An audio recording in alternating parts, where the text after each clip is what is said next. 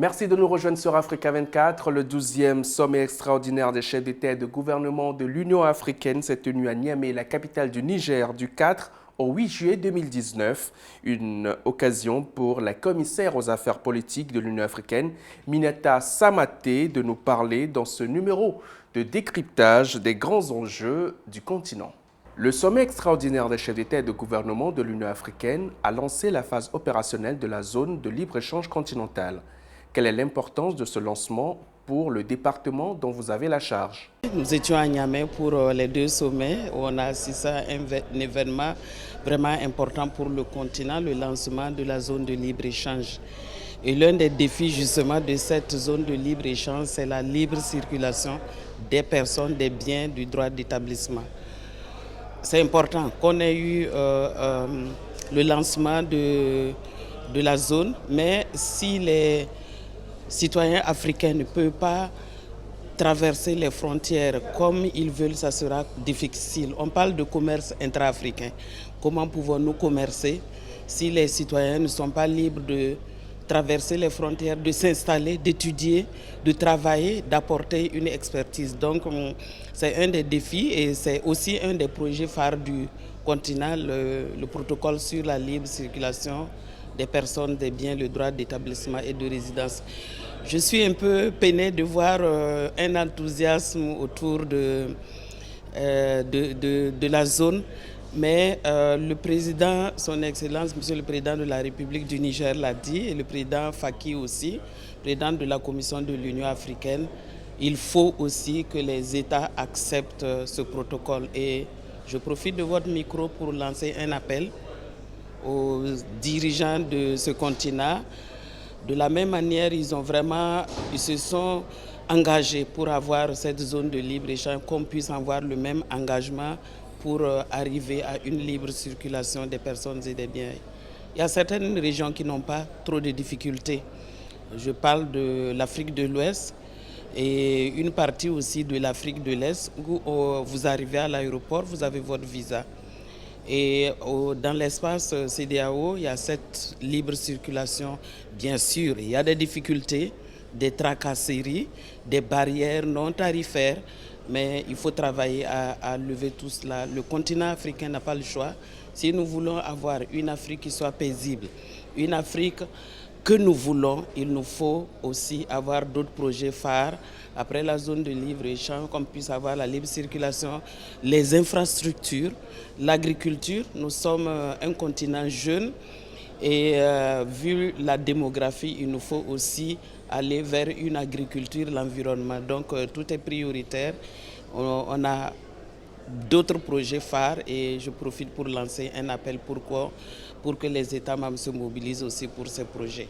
Parlez-nous de votre département et quel rôle joue-t-il au sein des instances de l'Union africaine? Le département des affaires politiques s'occupe de questions qui sont prioritaires pour le continent, la gouvernance politique avec des élections.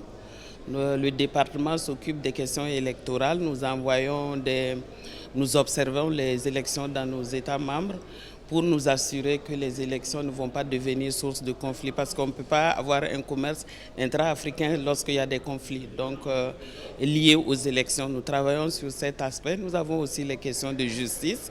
On a parfois des violations des droits de l'homme lorsque cela arrive suite à un conflit.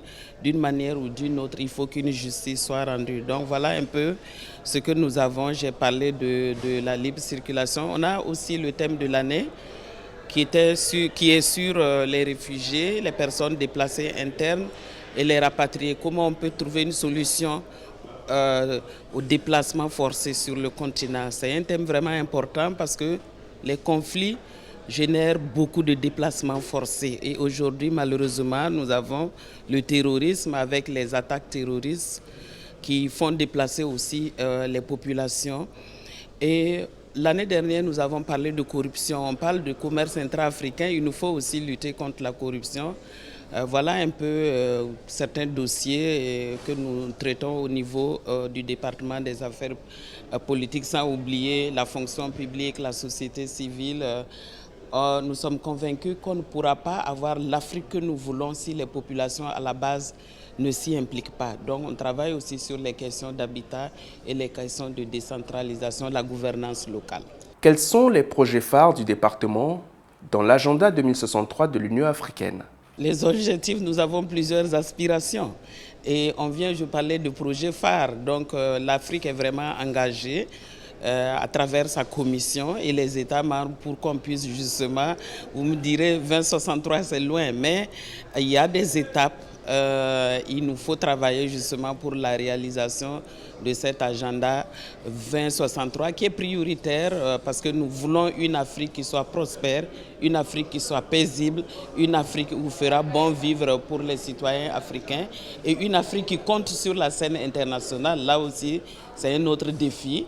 L'Afrique a des difficultés, mais c'est en se mobilisant, en travaillant ensemble que nous pourrons avoir cette Afrique justement que nous voulons, pourquoi pas avant l'horizon 2063. La situation en Libye devient de plus en plus préoccupante. Quelle est la position de la Commission de l'Union africaine par rapport à ce pays? Vous avez suivi tout dernièrement le bombardement qui a eu lieu, avec les milliers de personnes qui meurent tout le temps. Non, c'est difficile pour le continent et la Commission de l'Union africaine est vraiment engagée. Le président Faky et des commissaires étaient là-bas pour voir comment nous pouvons travailler et pour trouver une solution naturellement avec nos partenaires, les Nations Unies, l'Union européenne. Malheureusement, la situation est très compliquée en Libye parce qu'il y a d'autres mains aussi. Et cela ne facilite pas la recherche de la paix. Et nous avons également, au niveau de l'Union africaine, il y a un comité de haut niveau présidé par le président Denis Sassou Nguesso de la République du Congo qui est vraiment engagé aux côtés de ses pairs pour trouver une solution. Il y a eu 2 réunions ici à Niamey sur cette question, le Conseil de paix et de sécurité qui examine les questions de conflit sur le continent, a tenu une session ici pour non seulement condamner ce qui s'est passé, demander que les auteurs soient poursuivis et demander un engagement de tous pour qu'on puisse trouver une solution sur la question, sur le conflit en Libye. Également, la Commission est engagée à travers un comité qui réunit l'Union africaine, les Nations Unies, et puis c'est en fait un comité tripartite. Et ce comité a travaillé avec les Nations Unies, l'Union européenne, l'Union africaine et d'autres partenaires comme l'OIM. On a pu faire sortir près de 40 000 Africains de Libye. C'est important et c'est l'occasion pour moi pour remercier les partenaires et demander qu'on puisse continuer ce partenariat. Également remercier les pays comme la République du Niger qui accueille des migrants sur son sol.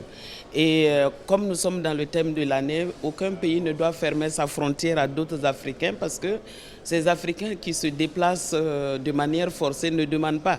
Ça s'impose à eux à travers le terrorisme, les conflits, le changement climatique aujourd'hui.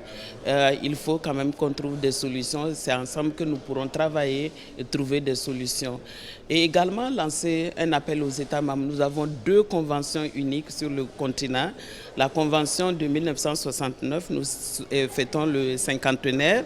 Et il y a une autre convention de 2009, nous fêtons le 10e anniversaire. Malheureusement, les États peinent à ratifier concernant la question des réfugiés. Il faut que tous les États, ces 2 conventions naturellement sont entrées en vigueur, mais notre souhait est que les 55 États membres puissent justement ratifier, comme le protocole sur la libre circulation.